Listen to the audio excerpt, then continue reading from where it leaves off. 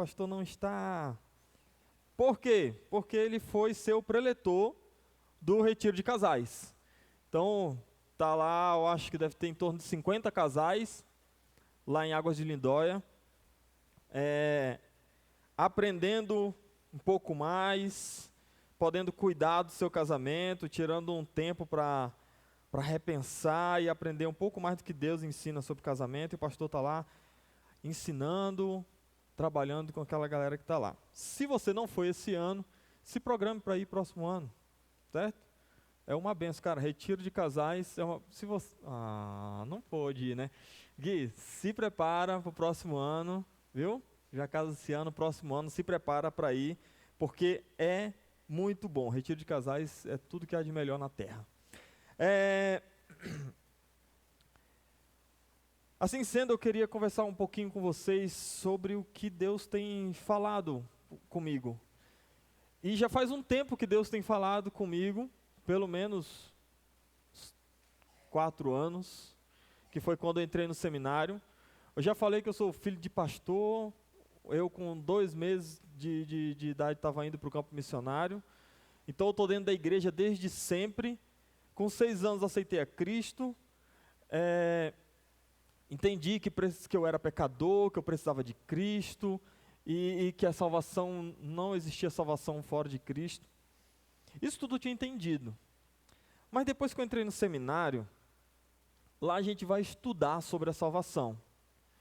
E o estudo sobre a salvação transformou a minha visão para algumas coisas. Eu fui entender que conforme você vai estudando a salvação, por exemplo, por você entender mais da salvação, você busca a santidade. Quando você realmente entende o que é a salvação, você busca evangelizar o próximo. Quando você se depara com a grandeza da salvação, você aprende a perdoar aquele que te ofendeu. Quando você entende a magnitude da salvação, você busca estar mais próximo daquele que te salvou.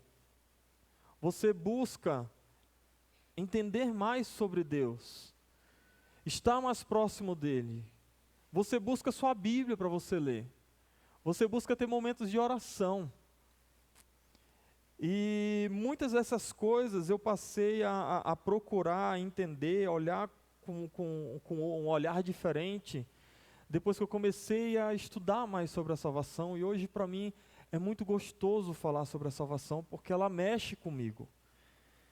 Então para mim vai ser difícil terminar esse culto aqui antes de meio-dia, porque normalmente eu me empolgo quando eu falo sobre a salvação. E eu queria, para falar da salvação, usar um texto que muito provavelmente é muito conhecido por vocês, talvez vocês tenham decorado, mas eu gostaria de ler e de pedir para que os irmãos lessem comigo João 3,16. Um versículo muito conhecido, que diz assim: porque Deus tanto amou o mundo, que deu o seu Filho unigênito, para que todo o que nele crê não pereça, mas tenha vida eterna. Os irmãos podem ler comigo? 1, 2, 3. Porque Deus amou o mundo, que deu o seu Filho unigênito, para que todo o que nele crê não pereça, mas tenha a vida eterna. Vamos orar? Senhor Deus, obrigado pela tua palavra e eu já te agradeço pela tua salvação. Te peço para que o teu Santo Espírito possa me usar nesse momento e falar através de mim. Te peço para que todos os que aqui se encontram possam aprender mais do Senhor através desse servo que está sendo usado, e que eu seja usado pelo teu Santo Espírito para que eu também aprenda. Obrigado pela tua palavra, que fala aos nossos corações, que é palavra diretamente do Senhor, enviada para a gente. É isso que eu te peço e te agradeço. Em nome de Jesus, amém.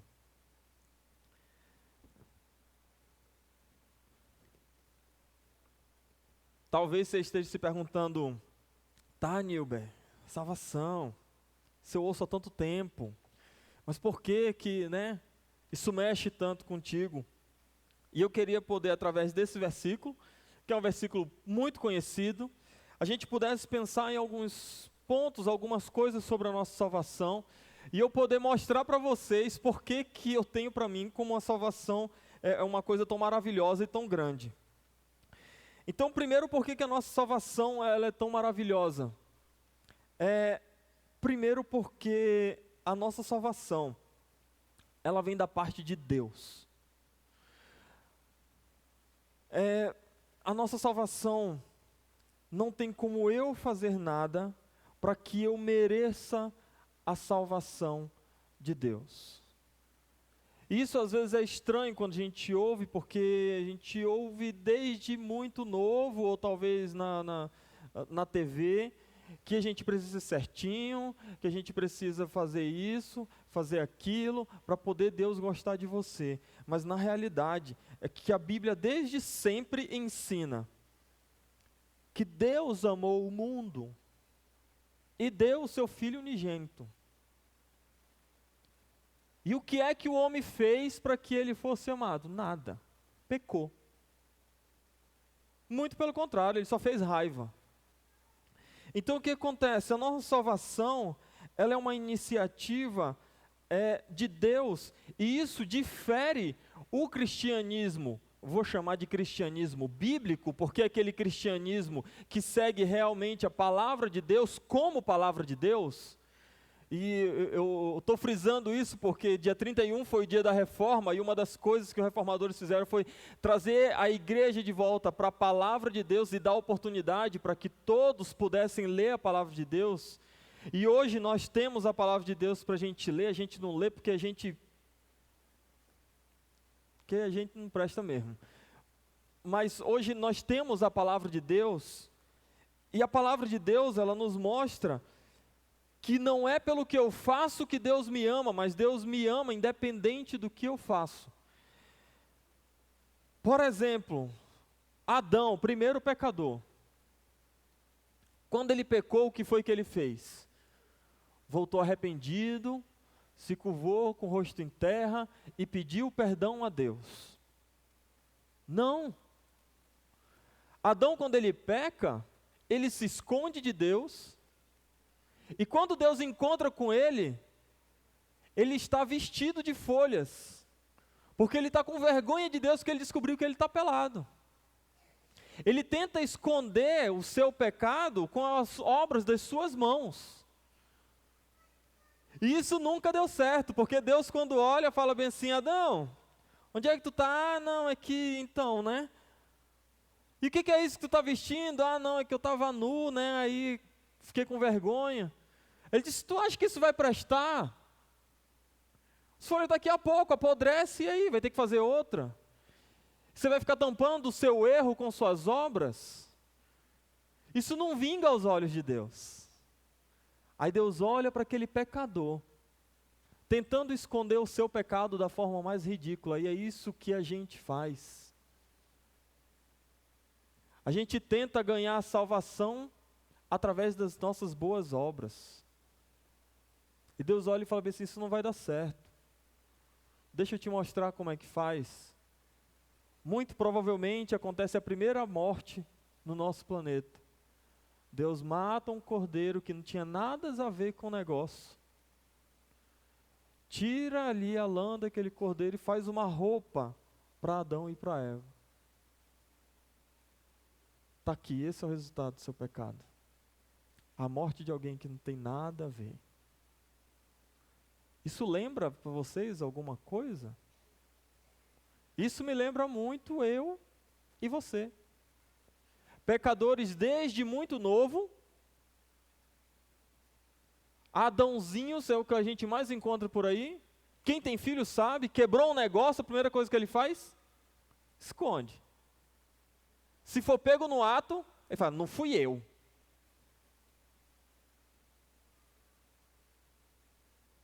Isso quando não tenta colar o negócio, né? E coloca a cabeça virada ao contrário, deixa faltando um pedaço. pequenos Adãos, que não precisa ser ensinado a esconder o seu pecado. Eu e você nascemos com isso. Porque o nosso pai Adão pecou. Nós já nascemos sabendo pecar e tentando esconder os nossos erros. E a palavra de Deus diz que Deus amou o mundo e mandou o seu Filho para morrer. E nesse texto todo, você e eu não fazemos nada para merecer o amor que Deus dispensa sobre mim e sobre você.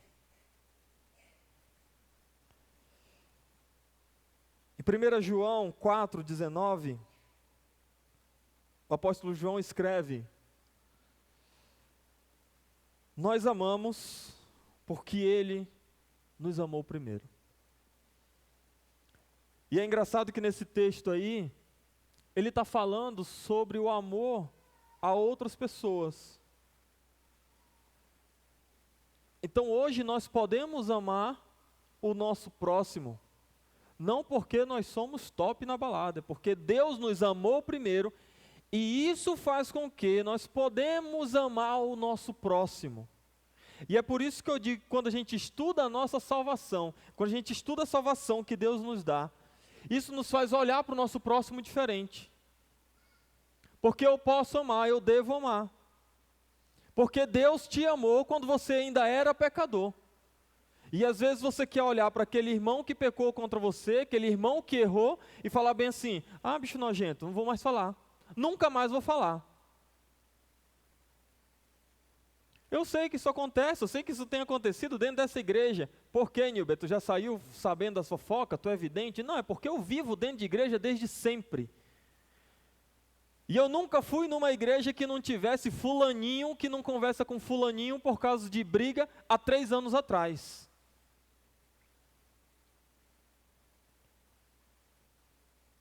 Deus nos amou quando nós ainda éramos pecadores. E isso nos faz poder amar aqueles que de alguma forma erram com a gente. Cara, se você não está conseguindo amar o teu próximo, você não conseguiu entender ainda o amor que Deus derramou por você.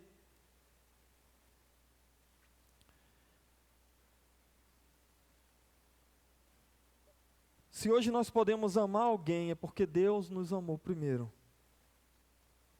E esse amor de Deus, como eu já falei, ele vem dele mesmo. Deus é amor. Nada que você faça vai fazer com que Deus lhe ame. Porque a Bíblia diz que nós nascemos pecadores e inimigos de Deus. E Deus ama porque é dele amar. Deus não lhe ama porque você dá o seu dízimo, ou porque você alimenta os pobres, ou porque você dá pão para o rapaz que passa lá na sua casa, ou porque você compra ovo do cara que passa vendendo ovo a R$10 para ajudar o cara. Isso tudo é muito legal, mas isso não faz com que Deus olhe para você e queira lhe amar. Deus lhe ama porque Ele é amor e porque Ele quer lhe amar. E isso às vezes é difícil da gente entender. Eu gosto muito do texto de Romanos 5. O pastor Emanuel, inclusive, quarta-feira passada leu esse texto. E eu acho esse texto muito legal porque Paulo ele mostra que os homens, o nosso coração humano, não vai querer nunca amar alguém que não presta. Diz assim, Romanos 5, do 6 até o 8, diz assim: de fato, no devido tempo, quando ainda éramos fracos, Cristo morreu pelos ímpios. Dificilmente haverá alguém que morra por um justo. Pelo homem bom, talvez alguém tenha coragem de morrer. Mas Deus demonstra o seu amor por nós. Como é que Ele faz isso? Cristo morreu em nosso favor, quando ainda éramos pecadores. Paulo ele olha e fala bem assim, cara, por um cara gente fina, dificilmente alguém morre. Se for um cara muito bom, talvez, pode ser que apareça um que queira morrer pelo cara. Mas Deus, ele demonstra o seu amor dando a vida do seu filho quando nós ainda éramos pecadores. Quando nós não merecíamos nada. E quando a gente para olhar e para pensar assim, cara, será que alguém daria a vida por um estuprador? O cara estuprou, fez aquele negócio todo, está preso, aí vai para cadeira elétrica, vai morrer agora. Alguém quiser vir no lugar dele, a gente dá uma segunda chance para ele. Alguém? Não vai. Aí Deus olha para mim, pecador, para você, pecador. Fala bem assim, vou mandar meu filho para morrer no lugar dele. Isso me faz olhar diferente para aquelas pessoas que estão fora da igreja. Como eu faço Uber, de vez em quando eu pego um pessoal à noite por aqui em Mauá. E às vezes eu já pego uns caras assim meio bebido. O barzinho está fechando, 11 horas, bar de bairro. Aí o dono já quer ir para casa, começa a expulsar os bêbados, né? Aí o bêbado faz o quê? Pede Uber. Para ir para onde? Portugal. Porque Portugal nunca fecha. Essa semana, saí para caminhar, 6 e pouco da manhã, ainda tinha candango deitado no chão lá, queimando no sol. E sabe o que acontece? É que às vezes nós olhamos para esses que estão lá e a gente se acha melhor porque nós estamos aqui. Mas só que Deus, Ele é muito melhor e muito maior do que eu e você, do que qualquer pecador. E ainda assim, Ele olhando os nossos pecados, Ele envia o Filho dEle para morrer no meu e no seu lugar. Sabe o que isso me faz? Olhar para o próximo, aquele cara que está lá fora, perdidaço, drogado, e falar bem assim, cara, esse cara precisa de Jesus.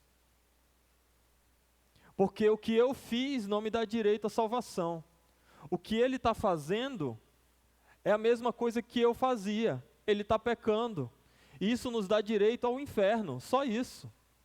Mas Deus, com a sua maravilhosa graça, Ele vem e chega até nós. Deus, com a maravilhosa graça dEle, pode chegar àqueles que estão perdidos e jogados. E quando eu olho para esse texto, eu olho Deus dando a vida dEle, me amando mesmo eu sendo pecador, me faz olhar para esses pecadores e querer correr atrás deles e falar da palavra de Deus. Lógico, não dá para o cara entrar dentro do carro e falar, BC, tu conhece Jesus? Não dá. Mas quando acontece a oportunidade, eu pergunto. O cara der vacilo, eu começo a puxar assunto de religião. Da religião eu vou para a salvação, direto. Ah, eu sou espírita. É mesmo, bicho? E como é que é o esquema eu nem falo o que eu sou, eu só pergunto. E como é que é o negócio do espiritismo aí? O espiritismo é aquele negócio que morre e volta, não é? Aí o cara vai me explicar. Tá, e quando é que o cara é salvo? O cara vai para algum canto? Não, vai ficar voltando, vai ficar voltando. Vai falar, não, então tá bom. Ah, é porque sei o quê? Não, eu sou evangélico. É porque na Bíblia diz que o cara só morre uma vez, né? Mas assim, tudo bem. Na Bíblia diz que só morre uma vez, depois disso vai vir juízo. E se aceitar a Cristo, você está bem. Se não aceitar, você já está condenado. Inclusive, esse é o texto que vem logo depois de João 3,16. Ele fala, porque o Filho do Homem não veio para condenar. O Filho do Homem veio para salvar. Sabe por quê? Porque condenado nós já estamos quando a gente nasce. O nosso pecado é quem nos condena. E o Senhor Jesus Cristo, Ele veio para nos salvar. A salvação, ela é maravilhosa porque ela não depende de nós, ela vem de Deus. E talvez quando você para ouvir isso, Isso passa, você olha e fala assim, cara, isso não faz nem sentido. Não faz sentido eu ter pecado e Deus mandar o Filho dele para morrer por mim. Não sou eu que tenho que pagar pelos meus pecados? Na moral mesmo, não faz sentido. Lá no Palavra da Vida, a gente tem uma matéria que é evangelismo. E lá você é obrigado a evangelizar. Vale ponto. O trabalho é assim, saia da Palavra da Vida, vá para o centro de Benevides e fale do Senhor Jesus para alguém que não seja evangélico. O que acontece? Você começar a falar de Jesus, aí quando você está lá pelo restante, o cara fala, não, eu sei, porque eu sou lá da Assembleia. Perdeu o trabalho, vai ter que correr atrás de outra pessoa. E o que aconteceu comigo uma vez foi que eu sentei com um cara, preguei o evangelho para o cara, fui com as cordinhas, falei de pecado, falei que ele é pecador, falei que eu sou pecador, mas que Jesus veio, morreu na cruz pelo meu pecado e pelo pecado dele, o que a gente precisa fazer é crer para ser salvo. Aí ele falou, bicho, você está dizendo que tu é pecador e que eu sou pecador, e que outra pessoa pagou pelo meu pecado e pelo teu pecado. Falei, Ele disse, faz sentido nenhum. Ele levantou e foi embora. Sabe por quê? Já dizia o velho apóstolo Paulo, o evangelho é loucura para os homens, mas é o poder de Deus para a salvação daquele que crê. Isso parece loucura, isso às vezes não faz sentido, mas realmente não faz sentido, porque isso vem de Deus. E normalmente quando a gente ama alguém ou alguma coisa, a gente ama porque ele pode nos dar algo em volta, ou porque ele é muito legal com a gente, ou porque a gente conversou e bateu as ideias, a gente passa a gostar daquela pessoa e a gente ama. Aí não faz sentido na cabeça da gente olhar para Deus, olhando para a gente, miserável pecador, e amando. Realmente não faz sentido. Tem um livro do Tim Keller que chama O Deus Pródigo. Livraço. Nome estranhíssimo. Deus Pródigo. Primeiro que na minha cabeça, pródigo é o quê? Eu saio perguntando isso para o pessoal. Você vai ver que ninguém nem sabe o que é pródigo. E eu cresci dentro da igreja ouvindo a historinha do filho pródigo. Então, para mim, o que era um pródigo? Um caba nojento, que pegava, era desobediente e gastava todas as suas coisas. Pronto, isso era pródigo. Aí quando eu peguei a capa do livro, eu falei, o Deus pródigo, eu falei, é o quê? Um Deus nojento que pega tudo que tem e para mim não fez sentido. E aí eu peguei o velho Google, pródigo. E aí me apareceu duas definições de pródigo. A primeira diz assim, o que dissipa seus bens, que gasta mais que o necessário. Um esbanjador. Aí esse daí lembra alguém, né, da história do filho pródigo? O próprio filho pródigo. É o cara que pega aqueles bens e ele sai esbanjando, sai gastando, acabou os bens e aí vai para o fundo do poço. Falei, não é possível que o cara está falando disso, né? Só que tem uma segunda definição que dizia assim, aquele que é generoso ao dar, o que é liberal. Aí eu falei, muito provavelmente seja esse o sentido que o cara está usando. E peguei e fui ler o livro. E o livro realmente é baseado na história do filho pródigo, sendo que a centralidade do livro está no pai, né? Deus pródigo, e ele vai mostrar como esse Deus, ali no livro ou na parábola, sendo o pai, ele é liberal a dar o seu amor. Ou seja, ele não é um cara que está olhando e vendo, esse daqui é bonzinho, eu vou dar meu amor. Aquele dali é malzinho, eu vou dar meu amor. Muito pelo contrário, inclusive, a parábola do filho pródigo é a parábola, na realidade, de dois filhos que estão perdidos. A diferença é só o tipo de perdição. Um pegou tudo que tinha e foi-se embora para o mundão. E esse daí a gente consegue apontar um monte que a gente conhece. Esse daqui, parece filho pródigo. Aquele outro ali, aquele meu amigo, aquele outro conhecido, meu vizinho. Só que tem um outro filho nessa parábola, que é o filho mais velho, que ele está dentro de casa, está dentro da casa do pai, obedecendo o pai em tudo, mas ainda assim, ele não entendeu que tudo o que ele faz não é o que lhe faz merecedor do amor. Ao ponto de ele olhar para o irmão dele que volta, e ele fala bem assim, ele não merece estar de volta. E o pai, da mesma forma que convida o irmão mais novo, o pródigo, para a festa, ele chega com o irmão mais velho, que está do lado de fora da festa, e fala bem assim, meu filho, entra. O convite é o mesmo. Essa parábola me faz lembrar, principalmente o irmão mais novo, mais velho, me faz lembrar toda a minha vida vivida dentro da igreja.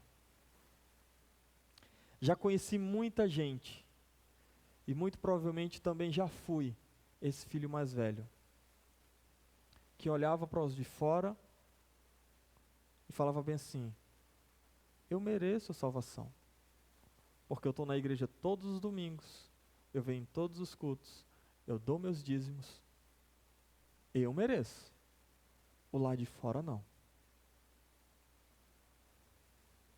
E cara, infelizmente, nós temos pessoas dentro da igreja que ainda não entenderam que a salvação dele não é pelo que ele está fazendo. Isso me deixa muito preocupado, porque quando eu paro para pensar nisso, muito provavelmente teremos muitas pessoas de dentro da igreja indo para o inferno.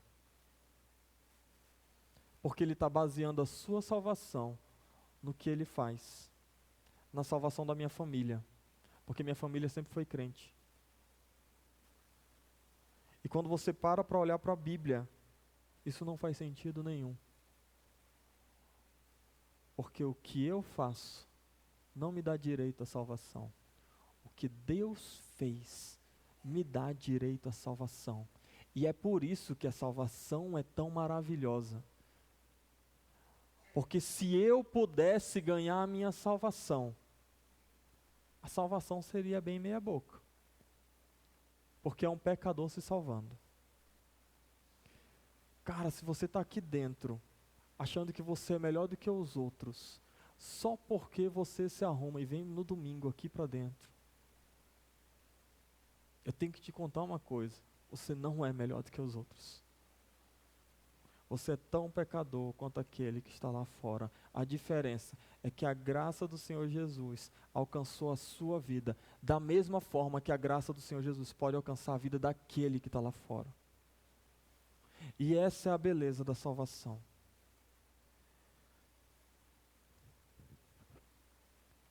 Deus, ele não escolhe pessoas para salvar pelo que elas são, por onde moram, pelo dinheiro que têm, ou pelo que fazem. É engraçado que Jesus está conversando nesse momento, em João 3, ele está conversando com um fariseu. E o fariseu é aquele judeuzão punk mesmo. Hoje nós olhamos para o fariseu como o inimigo de Jesus. Mas na realidade, naquela época lá, Jesus, fariseu, eram os crentes de verdade. Os caras pegavam a Torá e eles liam. Eles pegavam a palavra de Deus e eles colocavam em prática. Eles pegavam as leis de Moisés e eles andavam ali, em cima. Talvez os fariseus dessa época são aqueles crentes que vêm para a igreja, certinho. Não falta um culto. Coloca até regras a mais, que é para não ter perigo de errar. Esses eram os fariseus. E aí Jesus olha e fala bem assim, deixa eu te contar uma coisa. Deus, ele amou o mundo e deu o seu Filho unigênito. Mas ele amou o mundo, ele não amou só os judeus, ele não amou só os fariseus, ele não amou só um tipo de gente. Fica a dica para se você chegar em alguma igreja, e nessa igreja for pregado de púlpito, que só aquela igreja tenha salvação. Só essa denominação tem a salvação. Deus amou o mundo. E ele não amou árvore, não amou cachorro, não, foi amor pessoas. Eu gosto muito do texto de Apocalipse 7. Apocalipse 7, o apóstolo está tendo aquela visão do céu, a partir do versículo 9, e ele diz assim: depois disso, olhei, e diante de mim estava uma grande multidão que ninguém podia contar, de todas as nações, tribos, povos e línguas, de pé, diante do trono e do Cordeiro, com vestes brancas e segurando palmas, e clamavam em alta voz: a salvação pertence ao nosso Deus, que se assenta no trono, e ao Cordeiro. Gente, é uma multidão que não dá para contar. Pessoas de toda tribo, língua, nação, juntas, adorando a Deus. E às vezes a gente quer pegar e falar bem assim: a salvação é só aqui, ó, para o meu gueto. Deus, ele amou o mundo. E esse amor dele é muito grande. E por isso a salvação é tão maravilhosa. Porque se ele não tivesse amado o mundo, se tivesse restrito a um povo, eu e você estaríamos fora da contagem do negócio. Eu não sou judeu, você é judeu? Não. Glória a Deus porque ele amou o mundo. Porque senão a gente estava na roça.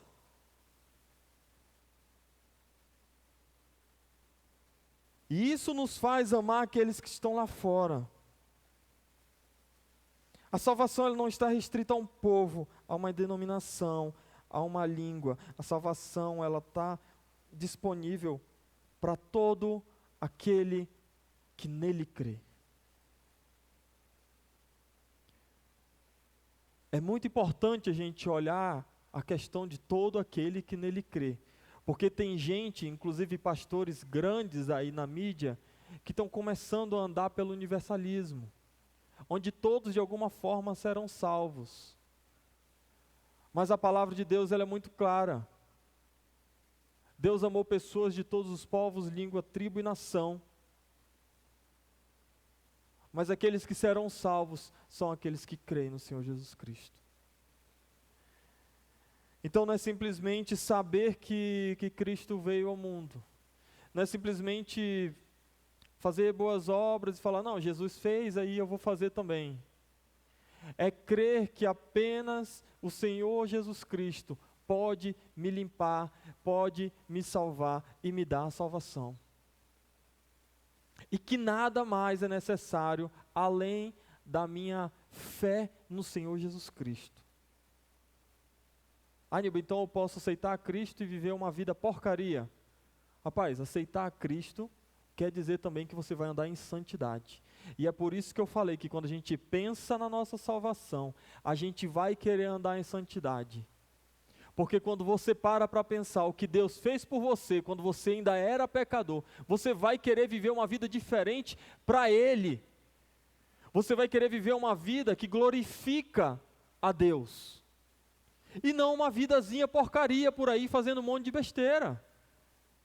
Quando você para pensar o que Deus fez por você, Ele faz olhar para Ele e falar bem assim: cara, eu preciso amar esse Deus como Ele me amou. Não vou conseguir, mas eu vou dar o meu melhor. E isso vai fazer com que você queira se santificar e viver uma vida para honrar e glorificar a Deus.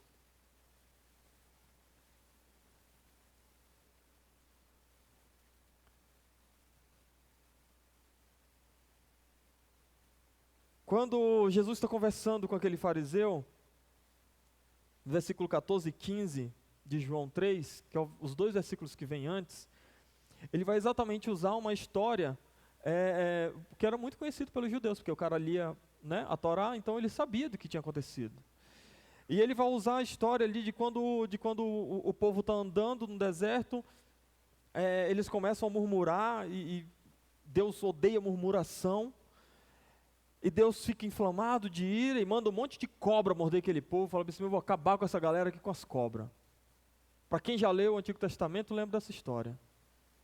E o povo começa a ser picado por cobra e começa a morrer. E aí no versículo 14, 15, Jesus vai relembrar essa história para poder falar um pouquinho sobre o que é crer no Senhor Jesus Cristo. Ele fala bem assim, ó: da mesma forma como Moisés levantou a serpente no deserto, assim também é necessário que o Filho do Homem seja levantado, para que todo o que nele crê tenha a vida eterna. Naquele deserto tinham pessoas morrendo envenenadas pelas mordidas de cobras. E aí Moisés fala bem assim: Deus, o povo vai morrer, vai acabar todo mundo. Ele fala bem assim: fala o seguinte, você vai fazer uma serpente de bronze e vai colocar num madeiro e vai levantar lá no alto do monte. Quem olhar para a serpente vai estar curado, não vai morrer.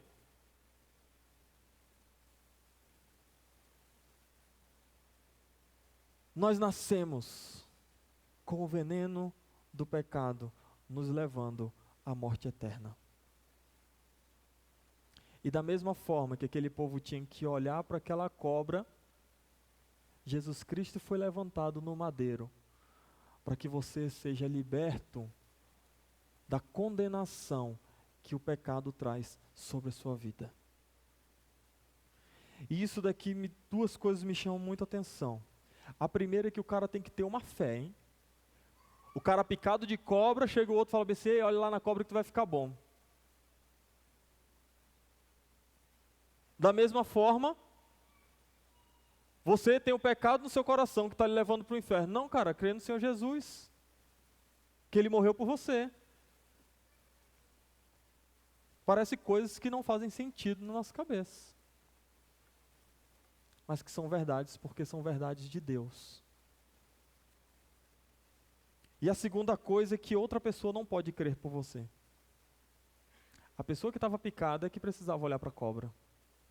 É você que está caminhando para o inferno que tem que olhar para Jesus Cristo. Queria muito poder pegar e falar bem assim: não aceitou Jesus? Espera aí. Deus, eu creio por ela. Pronto, está salva. Não pode. É você que está morrendo. É você que precisa olhar para o Senhor Jesus Cristo.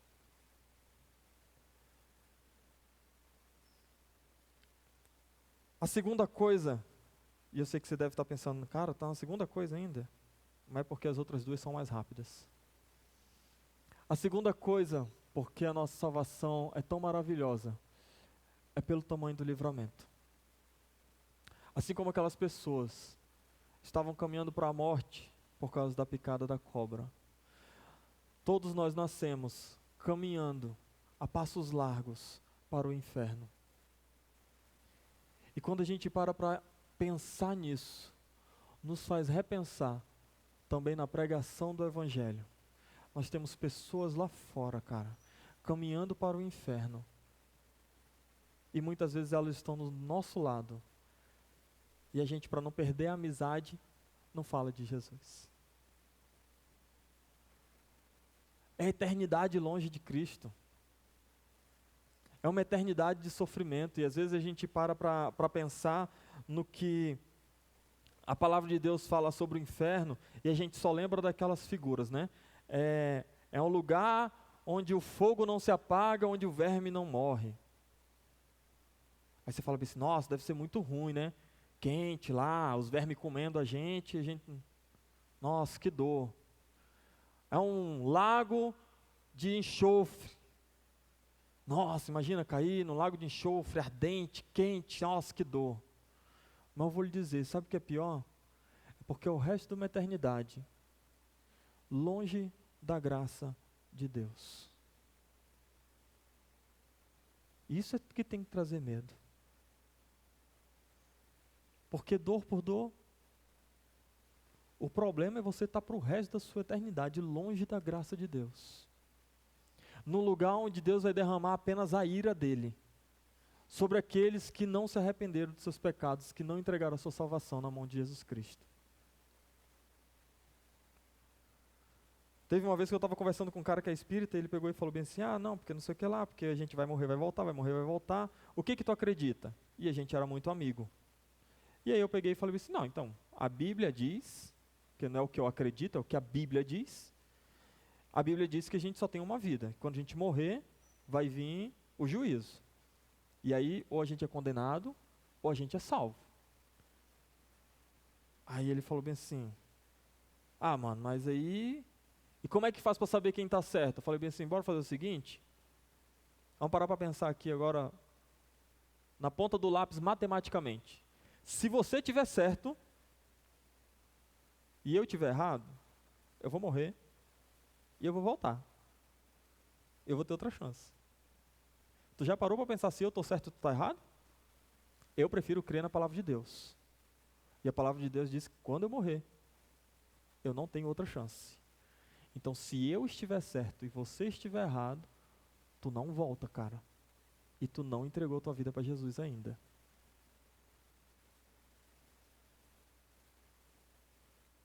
Aí ele falou, ai que sede, e foi embora tomar água.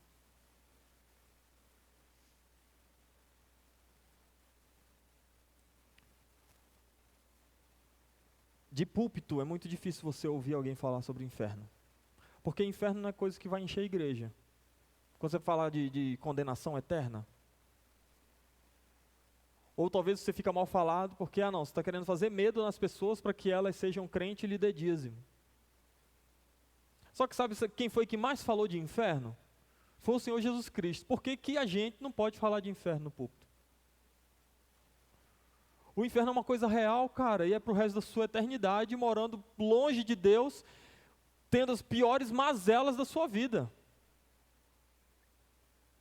E provavelmente por isso que Deus enfatizou tanto e falou tanto sobre o inferno. Para mostrar para as pessoas o perigo que elas estão correndo se elas não aceitarem a Cristo. E sabe o que mais? A nossa salvação ela é tão maravilhosa porque Deus, Ele nos livra do inferno. Homens e mulheres que só mereciam o inferno, Deus vem, derrama o seu sangue e Ele traz salvação para mim e para você, Ele libera desse negócio de ir para o inferno. Glória a Deus por isso.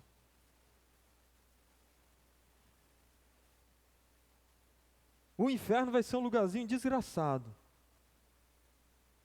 Porque lá não vai ter a graça de Deus em momento nenhum. Apenas a justiça e a ira de Deus.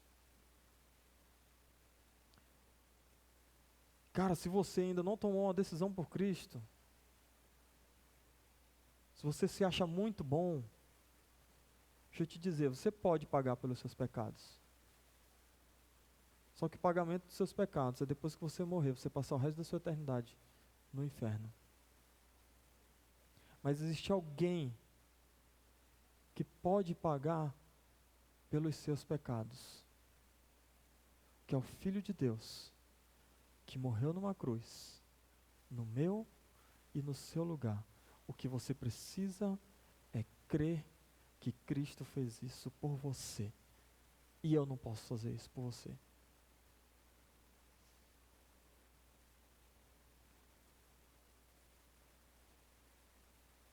Meus irmãos, a nossa salvação ela é grande porque vem de Deus.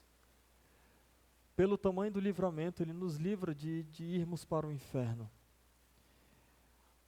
Mas ela é maravilhosa quando você para pensar também no presente que Ele nos dá. Além de nos livrar do inferno, Ele nos dá a oportunidade de estarmos para sempre ao lado dele. E pense num trem que vai ser bom. Vai ser passar o resto da eternidade ao lado do Senhor Jesus Cristo, vivendo uma vida para a glória dele e longe de toda e qualquer coisa que faça ligação com o pecado. Cada vez que eu paro para pensar no céu, tem duas coisas que me chamam muita atenção. Eu gosto muito de louvor. Cara, o momento de louvor para mim é top. Gosto muito de música. Então eu fico pensando nos momentos de culto. Imagina um domingo de manhã lá no céu, não sei se vai ser 7 dias, mas momento de culto, bora cantar para Deus, e aquele louvor, aquele negócio, e os anjos tocando, junto com os homens tocando, todo mundo cantando, gente de toda a tribo, língua e nação glorificando a Deus. Vai ser um culto muito louco. Vai ser top. Essa é uma coisa que me enche de... Nossa, que vontade de ir para o céu, mano. A outra coisa é estar livre... Sai. A outra coisa é estar livre de qualquer coisa que tenha sido tocado pelo pecado. Lá não vai mais ter pecado. Esses dias eu estava falando com os adolescentes, falei, cara, pensa numa mazela aí na tua vida, pensa uma coisa ruim. Nossa, sei lá, fiquei doente, pecado. Minha mãe brigou comigo, pecado. Meu avô morreu de câncer, pecado. Fui mal na prova, pecado. Todas as desgraças que nós temos hoje na nossa vida tem um motivo: a presença do pecado nesse mundo. Mas um dia, nós que entregamos a nossa vida ao Senhor Jesus Cristo, passaremos uma eternidade livres da presença do pecado, e isso vai ser a melhor coisa para a nossa vida. Corpos glorificados, renovados e livres da presença do pecado. Vai ser o Éden de volta. Teve um livro que eu li, que eu achei muito legal, o cara falando que a Bíblia ela começa com a criação. Passa-se toda uma história e termina com uma criação. A Bíblia começa com a criação do mundo, em um jardim maravilhoso, com um homem e uma mulher criados a partir de Deus, a partir das mãos de Deus, puros, santos, para viver, para honrar e glorificar. Essa galera peca. Vem toda a história. A Bíblia termina com a criação de novos céus, uma nova terra, uma cidade nova que será colocada para a gente. Homens e mulheres com corpos criados de novo, corpo glorificado, mas dessa vez com a garantia que não vai ter a presença do pecado. Então vai ser só glória, meu. Lá o caba vai poder colocar o sapatinho de fogo e girar no manto de Jesus. Vai ser muito bom. E como isso me traz esperança? Quando a gente conhece a nossa salvação, ela transforma nosso modo de viver, mas ela transforma também o modo da gente olhar para as coisas nesse mundo. E a salvação, ela me traz esperança, pelo tamanho do presente que nos é dado. E por saber que a minha salvação não depende de mim, isso me dá ainda mais esperança, porque eu sei que eu continuo errando, que eu continuo pecando, mas que o Senhor Deus, que me deu a salvação, de forma alguma perde nenhum daqueles que Ele salvou. Jesus Cristo, Ele fala que os que Deus deu para Ele, ninguém pode arrebatar da sua mão. Ou seja, nada que eu ou você faça vai nos fazer perder a salvação. Se um dia você realmente entregou a sua vida para o Senhor Jesus Cristo, nada faz com que você perca a sua salvação. E é por isso que a nossa salvação é tão grande. Porque é Deus que garante a sua salvação. Não sou eu, não é você, não é a igreja, não é pastor, papa, padre, nada. É o próprio Deus que garante a sua salvação. E é por isso que a nossa salvação é tão grande. Eu queria que a gente pudesse tirar aqui um minutinho, 1 minuto e meio, para que você possa agradecer a Deus pela sua salvação.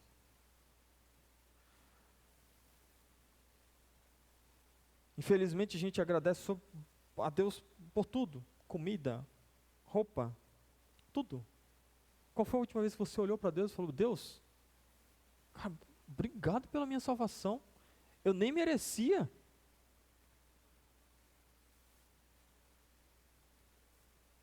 E às vezes quando a gente dá um presente, o cara não fala um obrigado, a gente fica com raiva. Deus, Ele deu o maior presente. E não que Ele esteja esperando aqui, estou com raiva porque não me agradeceu. Não, é porque isso muda a nossa forma de olhar para Deus. Então agradeça a Deus pela sua salvação, meu querido. Porque se não fosse Deus, você estava caminhando para o inferno. E eu queria que a gente pudesse agora, nesse momento, fechar o olho, agradecer a Deus pela nossa salvação. Por essa salvação que ela vem da parte de Deus, que a gente não pode fazer nada para receber, mas Deus nos dá. Por essa salvação que Jesus paga pelos meus pecados, porque eu não posso pagar, se eu for pagar vai ser no inferno. Mas Deus vem, manda Jesus Cristo e Ele paga pelos meus pecados. Por essa salvação que me livra da morte eterna. Por essa salvação que nos possibilita de passar o resto da eternidade ao lado de Deus.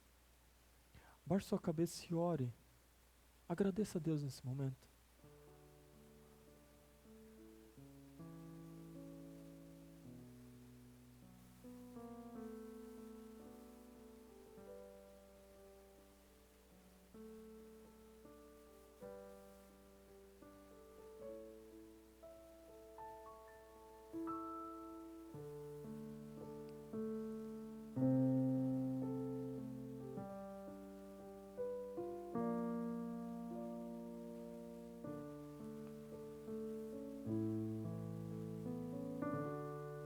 Antes de eu orar, finalizando, eu sei que nós estamos numa igreja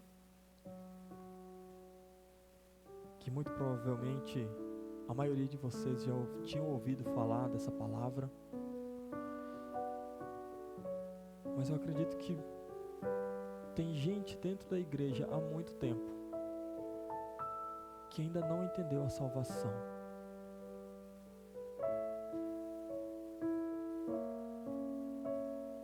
Cara, o problema não é você ter passado tanto tempo dentro da igreja sem ter entendido a salvação.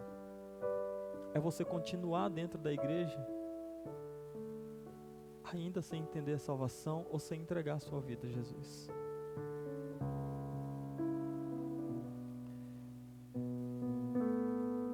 Eu queria dar oportunidade para você, talvez se tem alguém aqui que ainda não tem entregue a sua vida a Jesus. Talvez a primeira vez que está vindo, ou talvez já venha há 40 anos. Mas nunca entregou realmente, nunca tinha entendido que a salvação não é pelo que você faz, é pelo que Deus fez. Que estava achando que estava caminhando e do jeito que você estava vivendo é o que te dava salvação, não é isso. Eu queria orar por você. Se tiver alguém aqui na igreja, nesse momento, que queira aceitar o Senhor Jesus Cristo como Senhor e Salvador da sua vida, crendo que Ele é o único que pode te salvar, você desse um sinalzinho com a sua mão, para que eu pudesse orar por você.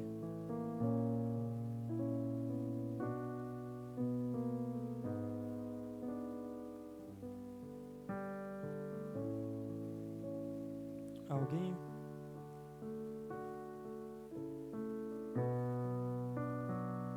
É o Espírito Santo que move. Não sou eu insistindo que vai mudar o seu coração. Mas não fique se prendendo. se você preferir vir conversar comigo depois do culto, fica à vontade. Vou estar por aqui. Só não vá para casa sem tomar sua decisão por Cristo. Porque amanhã pode ser muito tarde. E essa é a minha maior preocupação. Senhor Deus,